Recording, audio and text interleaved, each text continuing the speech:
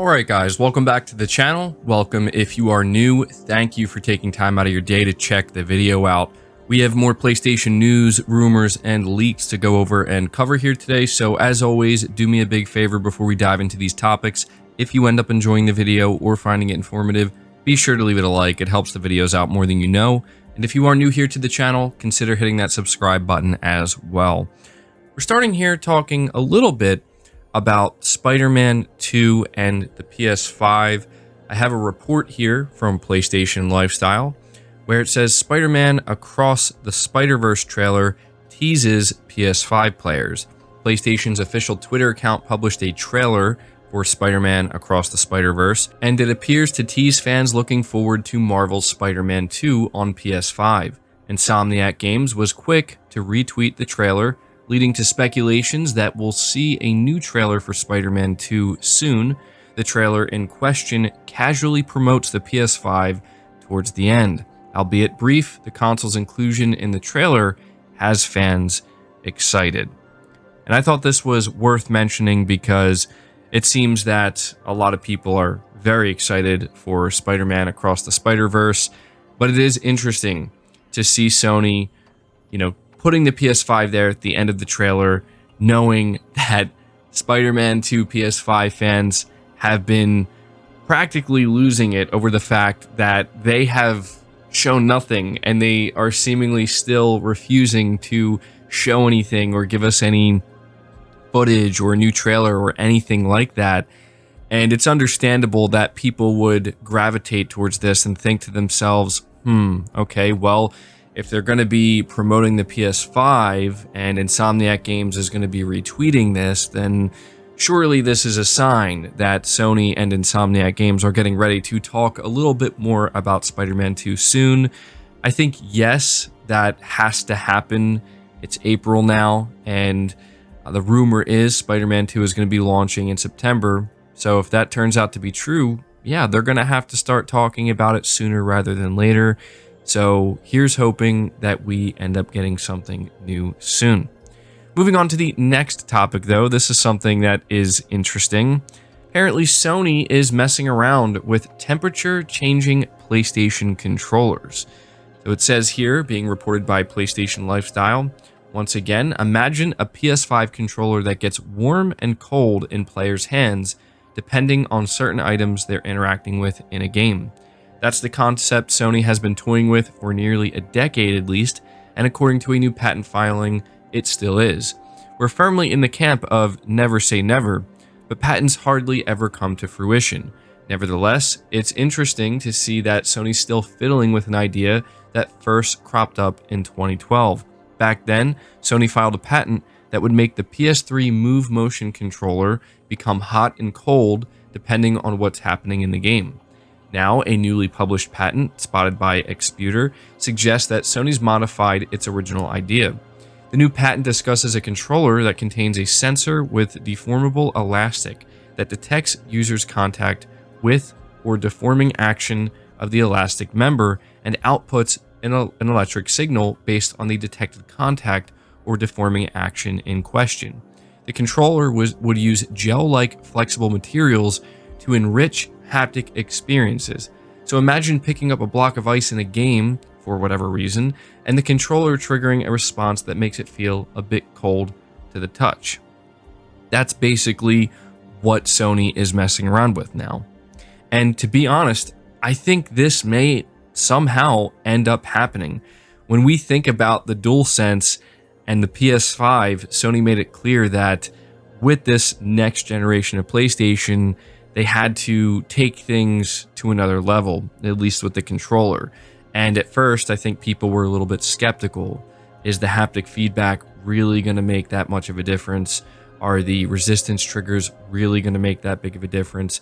And most people would tell you that, yes, actually, they make quite a big difference.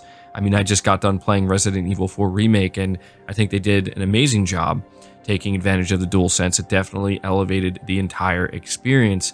So I think most people who have used the Dualsense are in agreement that it does make a difference. Now, we have to consider the PlayStation 6 is eventually going to be a thing. And it wouldn't surprise me if that's what they're going to try to achieve with the next iteration of the DualSense with the PlayStation 6, the DualSense 2, if you will.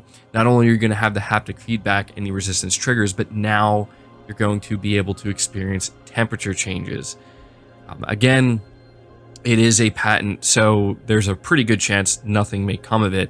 But it is worth noting that the next topic we're going to discuss talks about a PlayStation handheld that was actually discovered in a patent quite some time ago, and it turns out it's actually going to happen. So we're going to move on to that. Let me know your thoughts about the temperature changing PlayStation controllers.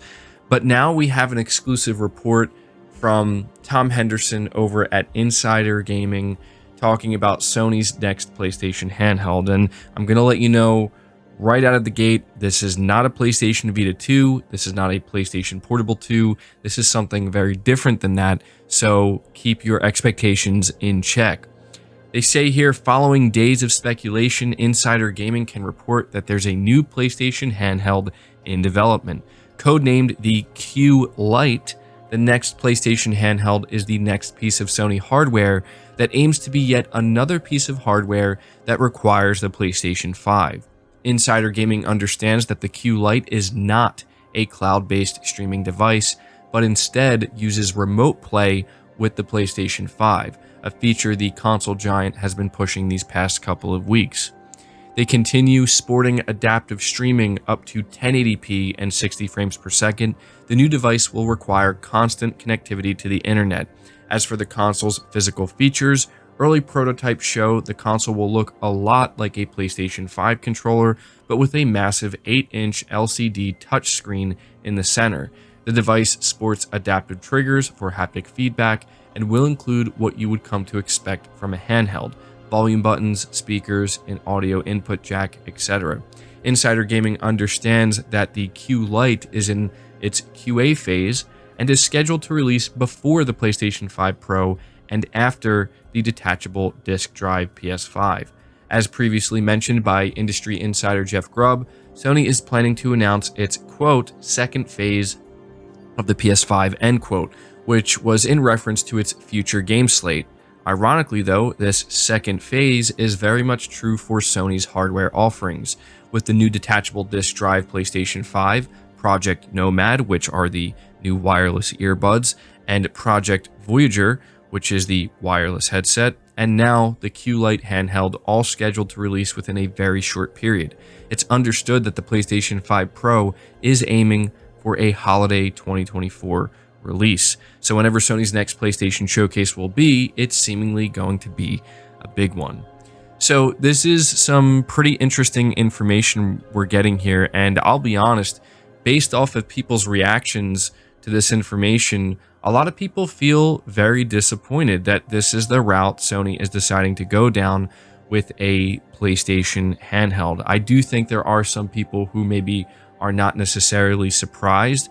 I think realistically, the chances of Sony creating a dedicated handheld similar to like a Vita or PSP, they were always very unlikely, but still, that isn't stopping people from being disappointed that this is basically a device that Sony is creating that is going to replicate what your phone can already do. And so it's understandable that, you know, when people see a report like this that says the next Sony handheld, just to find out that it's basically going to be a DualSense with an 8-inch screen that does the same thing your phone can currently do with remote play, it's very understandable that people are going to be potentially very disappointed. So again, the general reaction across the internet right now with this new PlayStation Q Lite handheld report is pretty negative. There are some people who are optimistic about it and have expressed excitement or interest in it.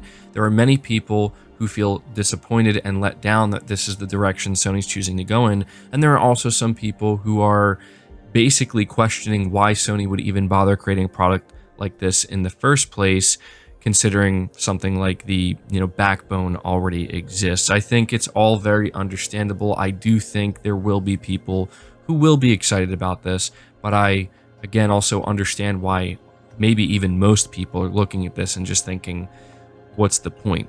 For me personally, it's difficult to determine if I'll have any interest in this. Right now, I don't use PlayStation Remote Play literally ever.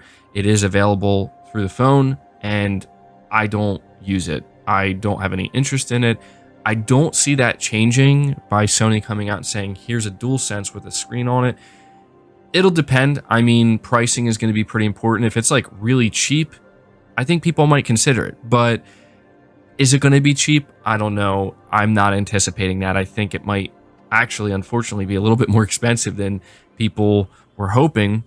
That's just me assuming that Sony's going to kind of follow what they've been doing lately, right? Where it's like they're going to put a premium price on it. But we'll have to see how Sony ends up revealing this and marketing it. And I wouldn't be surprised if when Sony does officially reveal this and talk about it, if some people start to change their mind on it a little bit. That's the one thing with reports like this, is we're just getting like the straight facts and the information. We're not seeing what this thing looks like. We're not seeing it in action. We don't have anything tangible except for this is what the product is and this is what it's going to do. So it wouldn't surprise me if some people end up feeling a little bit better about it. But generally speaking, I don't know. I don't know if this is going to be as successful as maybe Sony is hoping, and I don't know if it's going to be as well received as Sony believes it would be.